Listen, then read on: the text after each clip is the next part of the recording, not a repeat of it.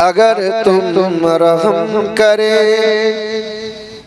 जुबां पे बात ऐसी दे जो दिल पे असर करे बलगल उला भी कमालिही कशफत दुजा भी जमालिही हसनत जमीओ खिसालिही सल्लु अलैहि व आलिही सल्लल्लाहु ताला अलैहि वसल्लम। समस्त प्रशंसा সেই মহান মালিকের জন্য যিনি আমাদেরকে পৃথিবীর সর্বশ্রেষ্ঠ সম্পদ ঈমান নামক বস্তুটা দান করেছেন, আর তিনি আমাদেরকে বড় দয়া করে ফেরেশতাদের মাঝে ক্ষমা পাওয়ার মজলিসে রিয়াজুল জান্নাহ জান্নাতের বাগানে আমাকে আপনাকে বসার সুযোগ দিয়েছেন। তিনি আল্লাহ, সমস্ত প্রশংসার মালিক হলেন একমাত্র আল্লাহ, যিনি আসমানের মালিক, তিনি জমিনের মালিক, যিনি হায়াত ও মওতের মালিক, যিনি সর্ব জায়গার এবং সর্বক্ষণের একাই মালিক, তিনি আল্লাহ। দেশের মানুষ, শিক্ষিত মানুষ যারা প্রশংসা করে ব্যাবিলনের ঝুলন্ত বারান্দা দেখে, প্রশংসা করে তাজমহল দেখে, প্রশংসা করে হাওড়ার ব্রিজ দেখে। হাওড়ার ব্রিজ বিনা পিলারে দাঁড় করানো আছে, কম বেশি 300 বছর বয়স হলো, এখনো অক্ষত অবস্থায় দাঁড়িয়ে রয়, অথচ হাজার হাজার টন টন মাল সকাল সন্ধ্যা যাতায়াত হয়। আমার আল্লাহ পাক রব্বুল আলামিন বান্দাকে বারবার স্মরণ করিয়ে বলে, বান্দা, দুনিয়ার সামান্য সৃষ্টি, দুনিয়ার সামান্য তৈরি হওয়া ব্রিজ দেখে তোমরা ব্রিজের প্রশংসা করো, আর আমি আল্লাহ পাক 7 আসমানকে বিনা পিলারে বিনা খুঁটিতে দাঁড় করিয়েছি, অক্ষত অবস্থায় দাঁড় করিয়ে রেখেছি, ছাদের মতো রেখেছি। আমি আল্লাহ পাকের দেওয়া আসমান দেখে আমি আল্লাহ পাকের প্রশংসা করতে কি মন হয় না? হিন্দু সমাজের মানুষদের ধারণা হলো বিদ্যার মালিক সরস্বতী, আর রুজির মালিক হলো লক্ষ্মী, লোহা লক্করের মালিক হলো বিশ্বকর্মা। অথচ ভারতের জমিনে সর্বপ্রথম 12টা ভাষায় এমএ করেছিলেন যিনি, ওই ব্যক্তিটার নাম হলো ডক্টর মোহাম্মদ শহীদুল্লাহ। নাম শুনে মনে হচ্ছে মুসলমান, ঠিক কিনা? মুসলমান। এই মুসলমান ব্যক্তি যিনি ভারতে সর্বপ্রথম 12টা ভাষায় এমএ করলেন, এই ব্যক্তির বিদ্যা দিল কে? কে দিল? আল্লাহ। হিন্দু সমাজের মানুষেরা বিশ্বাস করে এক, আর তাদের ধর্মগ্রন্থ বলে আর এক। তাদের ধারণা বিশ্বাস হলো বিদ্যার মালিক সরস্বতী, রুজির মালিক হলো লক্ষ্মী, আর লোহা লক্করের মালিক বিশ্বকর্মা। অথচ বেদ বলেছে, ও নমো ব্রহ্মাণ্ড প্রভাসিত নমো কল্যাণ শান্তি যুগে যুগে নমঃ সর্বদা তো কল্যাণ বসুমতি গৌরী ঋষি মৃত্যু যারা মৃত্যু আগমনি নমঃ না দ্বিতীয়ম না তৃতীয়ম চতুর্থ না পঞ্চমতে ঈশ্বর সর্বস্ব জগৎ ব্রহ্ম। যিনি আসমান ও জমিনের মালিক, যিনি বিশ্ব ব্রহ্মাণ্ডের মালিক, তিনি হলেন নীল গগনের মালিক, তিনি হলেন বিদ্যার মালিক, যিনি আনন্দ নিরানন্দের মালিক, যিনি হায়াত মওতের মালিক, তিনি হলেন রুজির মালিক, যিনি হলেন জান্নাত ও জাহান্নামের মালিক, তিনি সর্ব জায়গার সর্বক্ষণের একাই মালিক, তিনি আল্লাহু আল্লাহ। সেই মহান মালিকের কুদরত সর্ব জায়গাতেই বিদ্যমান। প্রতিটা সৃষ্টিজীবের ভেতরেই আল্লাহ পাকের কুদরতি। দুধের সাদাতে আল্লাহ পাবেন, মধুর মিষ্টিতে আল্লাহ পাবেন, দরিয়ার ঢেউতে আল্লাহকে দেখতে পাবেন। মানুষ যদি তার নিজের শরীরের দিকে তাকায় তো মহান আল্লাহ পাকের কুদরতি মানব দেহে বিদ্যমান। আল্লাহ পাক প্রতিটা মানব দেহে 5টা করে অঙ্গ দিয়েছেন।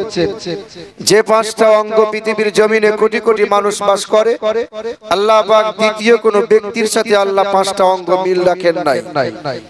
এক, কণ্ঠস্বর। আপনি কথা বলেন, আমরা কথা বলি।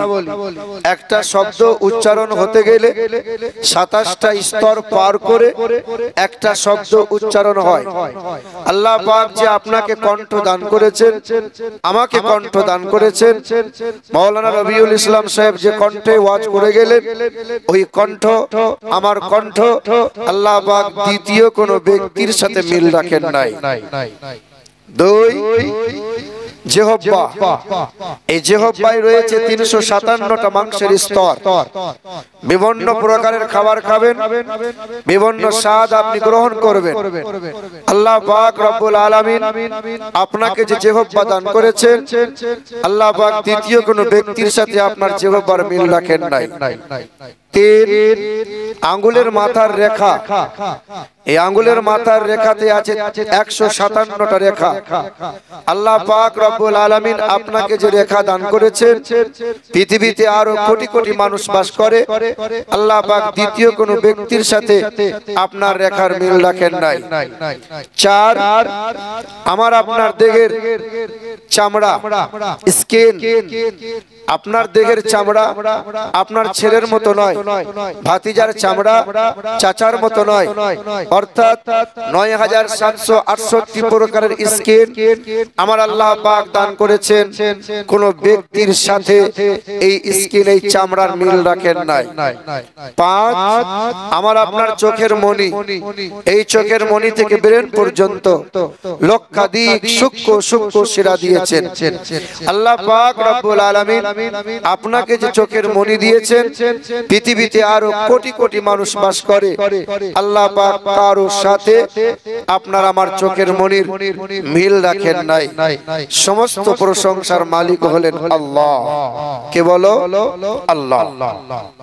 তাই কবি বলে, আচ্ছা মানুষ বলো দেখি রাত্রি কেন কালো, আরে সূর্যমণি কোথা গো। এ মাইক ম্যান যেন 4 আঙ্গুল তফাৎ থেকে সাউন্ডটা ক্যাচ করে, খেয়াল করো। আচ্ছা মানুষ বলো দেখি রাত্রি কেন কালো, আরে সূর্যমণি কোথা হতে পেল এমন আলো। দুধ কেন এমন সাদা, দুধ কেন এমন সাদা, মরিচ কেন ঝাল, আর আমগুলো সব পাকলে পরে হয় কেমন লাল। সন্ধ্যাবেলায় আকাশ ঘিরে তারার আবির্ভাব, আরে মিষ্ট জলে পূর্ণ কেন গাছের কচি ডাব। ডাব খেয়েছেন আপনারা? ডাব কাটবেন, একটু নরম অংশ আসবে, আঙ্গুলে করে দাবিয়ে দেবেন, খিচকিরি দিয়ে পানি বার হয় কি হয় না? মানে আল্লাহ পাকের দেওয়া প্রোডাক্ট, এখানে সম্পূর্ণ আল্লাহ পাকের নিয়ামত। এখানে কোনো হাওয়া ভরা থাকে, হাওয়া ভরা থাকে। পৃথিবীর কোম্পানির যত রকমের প্রোডাক্ট আছে, ওই কুরকুরে বলেন, চিপস বলেন, কলগেট টুথপেস্ট বলেন, অর্ধেক মাল তো অর্ধেক হাওয়া ভরা থাকে। কথা বলেন না কেন? আরে সন্ধ্যাবেলায় আকাশ ঘিরে তারার আবির্ভাব, আরে মিষ্ট জলে পূর্ণ কেন গাছের কচি ডাব। চিনি কেন মিষ্টি এত, তেঁতুল কেন টক, আরে কোকিল কেন কালো এত, ফর্সা কেন বর। ঝিনুক মাঝে কে দিল রে মুক্তামণির হার, আর আখের ভিতর কে দিল রে রস যে চমৎকার। আমরা সবাই বাস করি ভাই এ দুনিয়ারি রঙে, আরে হাতের লেখা মুখের চেহারা মেলে না কারো সঙ্গে, আর মেলে না কণ্ঠ গলার, আর মেলে না কণ্ঠ গলার বুড়ো আঙ্গুলের টিপ।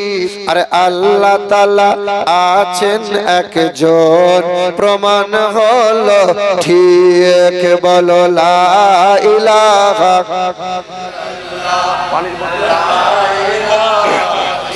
ইল্লাল্লাহ, লা ইলাহা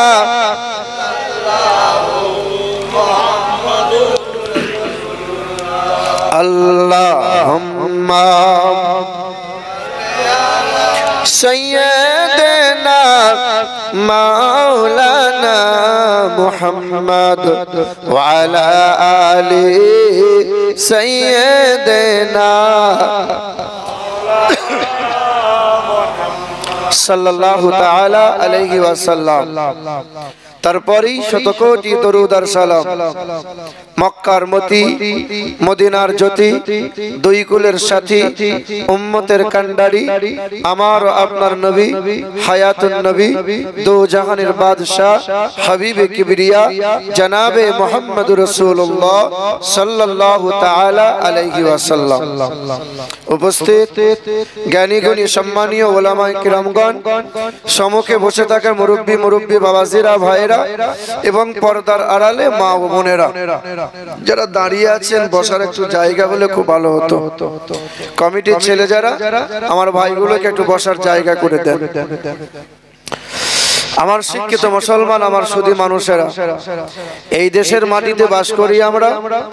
আমাদেরকে দেশের আইন মেনে চলা লাগবে, আমাদেরকে দেশের আইন মেনে বলা লাগবে, কারণ দেশের পরিস্থিতি খুব খারাপ বাবা। আমরা মুসলমানরা সবসময় দেশের আইন সম্মান দিয়ে এসেছি। এইদিকে আমার দিকে তাকান, ওরা যখন মসজিদ ভেঙে মন্দির বানিয়েছে, রাস্তায় দাঁড়িয়ে তখন আমরা পথ অবরোধ করি নাই, রাস্তায় দাঁড়িয়ে আমরা আন্দোলন করি নাই, রাস্তায় আমরা টায়ারও চালাই নাই। আমরা ভারতের আইনকে সম্মান দিয়েছি না দিই নাই?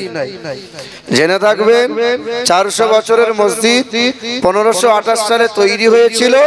বাবরি মসজিদ 1992 এর ডিসেম্বরের 6 তারিখে শহীদ করে দিল, আর জানুয়ারির 22 তারিখে রাম মন্দির উদ্বোধন করে দিল।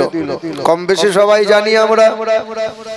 তার 4 দিন পরে পরই ছত্রিশগড় রায়পুর গ্রামের একজন মৌলানা সাহেব, তার নাম ছিল মৌলানা আসগর আলী, মাদ্রাসায় ছেলেগুলোকে তালিম দিয়ে কোরআন হাদিস পড়িয়ে যখন বাড়ির দিকে রওনা দিয়েছিল, পথের মাঝে কিছু আরএসএস পন্থী, কপালে তিলক কাটা ছিল, মুখে জয় শ্রীরামের ধ্বনি ছিল, তারা ছুটে এসে মৌলানাকে মারতে শুরু করলো। এমন করে মেরেছিল, মৌলানা ছুটে গিয়ে মাদ্রাসায় দরজা বন্ধ করে লুকিয়ে গেল।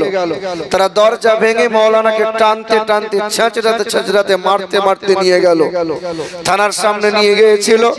মৌলানা সাহেবের শরীর রক্তে রঞ্জিত হয়েছিল। সেদিন মৌলানা মনে মনে আশ্বাস হয়েছিল, থানার সামনে পেয়েছি, প্রশাসন সামনে এসে গেছে, আর কেউ মারতে পারবে না। সেদিন পুলিশ প্রশাসন ফেলিয়ে চেয়ে দেখেছিল আরএসএস কঠোর পন্থীরা মৌলানাকে মেরেছিল। যারা মেরেছিল হাসতে হাসতে চলে গেল, আর যে মার খেলো রক্তমাখা চেহারা নিয়ে তাকে জেলে বন্দী হয়ে যেতে হলো। এলাকার মানুষ জিজ্ঞাসা করেছিল, তোরা মৌলানা গুলো কেউ ছাড়লি না, তাদেরকেও তারা এইভাবে তোরা পিটালি? সেদিন বলেছিল, জানো মৌলানার কি অপরাধ? বলে কি অপরাধ? বলে মৌলানা ফেসবুকে একটা বড় কথা বলেছে, মুসলমান গুলোকে উস্কে দিয়েছে। বলে কি কথা বলেছে? বলে মৌলানা ফেসবুকে বুকে লিখে বলেছে, মুসলমান ঘাবড়ে যেও না, মুসলমান অধৈর্য হয়েও না, মুসলমান তোমরা ভেঙে পড়ো না। শহীদ হয়েছে বাবরি মসজিদ। শহীদ যারা হয় তাদের কখনো মৃত্যু হয় না, তারা মিশে যায় না। একদিন বাবরি মসজিদ ওই জায়গাতেই দাঁড়িয়ে রইবে ইনশাআল্লাহ। শুধু এই কথা বলার অপরাধে মাওলানাকে মারা হয়েছে। শুধু একজন মাওলানা নয়, 7 জন আলেমকে জেলে বন্দী করেছে তারা। শোনো বন্ধু, বাদশা আলমগীর তৈরি করেছিল কাশীর মন্দিরের পাশে জ্ঞানবাপী মসজিদ, রাম মন্দির তৈরি করে তারা তখন বারাণসীর কোর্ট থেকে আদেশ দিল, জ্ঞানবাপী মসজিদে পূজা শুরু হয়ে গেল। শান্ত গুজরাটকে অশান্ত করেছে ওরা, শান্ত ইউরোপকে অশান্ত করেছে ওরা, শান্ত রাজস্থানকে অশান্ত করেছে ওরা।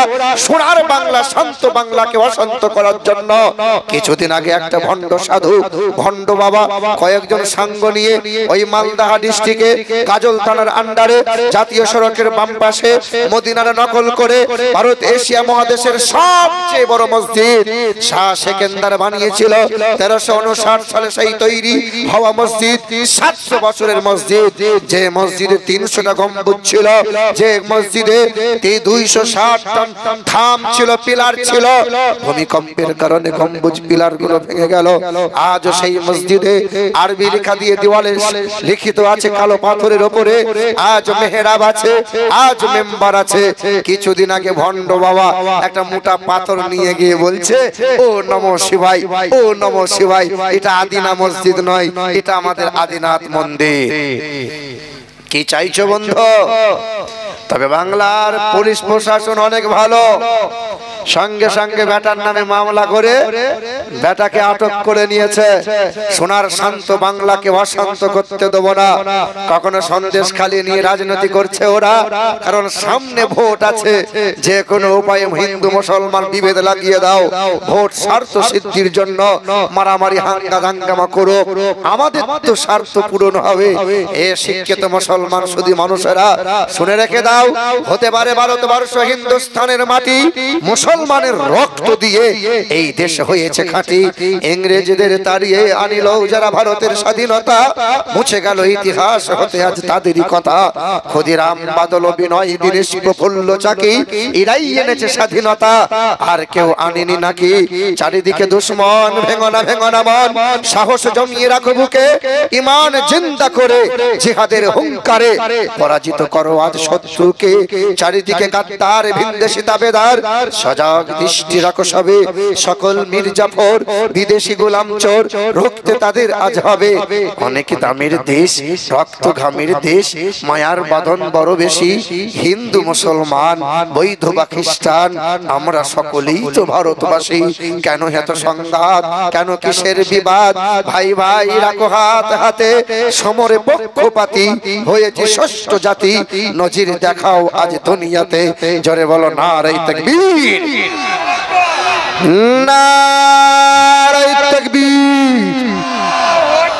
একটু হাতটা তুলে মহান মালিকের দরবারে একটু অঙ্গীকার করে বলি, ফিলিস্তিনের পক্ষে দাঁড়িয়ে বলি, ইসরায়েলের বিপক্ষে দাঁড়িয়ে বলি, মহান মালিকের ধ্বনি, নারে রিসালাতের ধ্বনি দিয়ে বলি, নারে তাকবীর, নারে রিসালাত।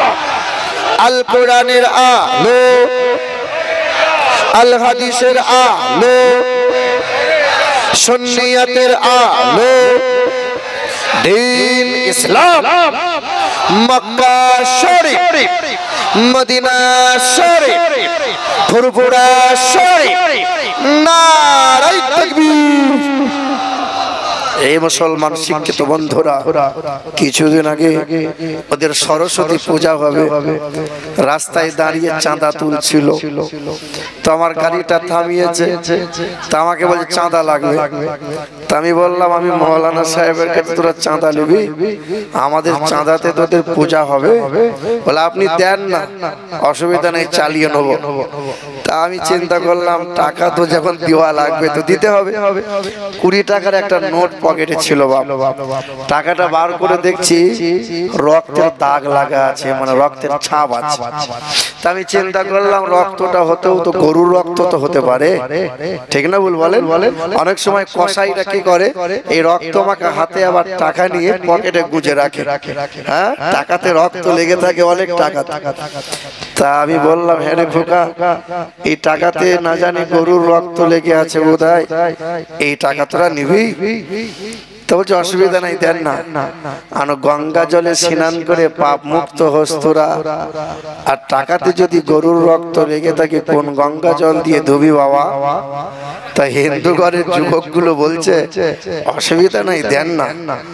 এ শিক্ষিত মুসলমান সুধী মানুষেরা, জাতি ধর্ম দলমত নির্বিশেষে আমি এটাই বলতে চাই, এই দেশের মাটিতে মুসলমানের টাকাতে দুর্গা পুজো হয়, এই দেশের মাটিতে মুসলমানের চাঁদা নিয়ে সরস্বতী পূজা হয়, আর চায়ের দোকানে বসে বসে ওই বেটা আবার হিন্দু মুসলমান বিভেদ তৈরি করে নেয়। শোনো, এই দেশের মাটিতে যত অবদান আমাদের আছে, এই রকম অবদান কোন মায়ের লালের নাই, ঠিক না ভুল বলেন? তারপরেও আমরা সম্প্রীতি আর ভালোবাসা ভ্রাতৃত্ব বজায় রাখতে চাই। হ্যাঁ, আমাদের মসজিদ ভেঙেছে ওরা। আচ্ছা, জীবনে কোনোদিন আজ পর্যন্ত শুনেছেন কোন মুসলমান মন্দিরে গিয়ে বলেছে নারায়ে তাকবীর? শুনেছেন? কিন্তু ইতিহাস সাক্ষ্য আছে, ওরা মসজিদ মাদ্রাসার মাওলানা দেখলে পরে জয় শ্রীরাম কতবার বলেছে। এই দেশের মাটিতে যত ধর্ম আছে, প্রতিটা ধর্মের ধর্মগ্রন্থ আছে। বাইবেল আছে, জান্দাবাস্তা, রামায়ণ আছে, মহাভারত আছে, যজুর্বেদ আছে, ঋক আছে, শ্যাম আছে, অথর্ব আছে, কল্কি পুরাণ আছে, মনুসংহিতা আছে। আজ পর্যন্ত কোনোদিন শুনেছেন যে বাইবেলের বিরুদ্ধে কেউ কথা বলেছে? জান্দাবাস্তার বিরুদ্ধে কেউ কথা বলেছে? কারো বিরুদ্ধে কেউ কথা বলে না, শুধু মুসলমানদের বিরুদ্ধে কথা বলে, কোরআনের বিরুদ্ধে কথা বলে, মসজিদ মাদ্রাসার বিরুদ্ধে কথা বলে। কেন? ওরা জেনে গেছে যে গাছের ফল টক হয় ওই গাছে কেউ ঢিল পাথর মারে না, যে গাছের ফলটা মিষ্টি হয় ঢিল পাথর একটু বেশি পড়ে। জানে ইসলাম ধর্মটা মিষ্টি ধর্ম, সত্য ধর্ম। একদিন এই ইসলাম ধর্ম পৃথিবীর কোনায় কোনায় পৌঁছে যাবে, আর গোটা বিশ্ব জাহানটা মুসলমানরা জয় করবে, বলে সুবহানাল্লাহ। এই আমার শিক্ষিত বাবাজিরা, ভাইরা আমার, কিন্তু মানুষগুলো দাঁড়িয়ে আছে, আমার একটু কষ্ট হচ্ছে। একটু বসার সুযোগ হলো না?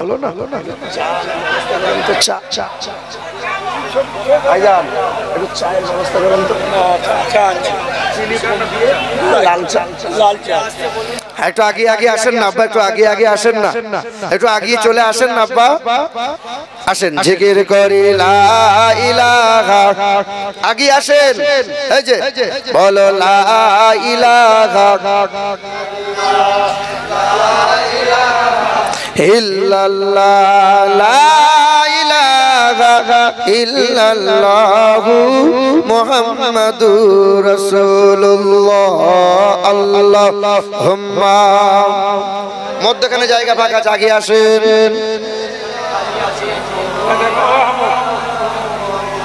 ওয়ালা আলী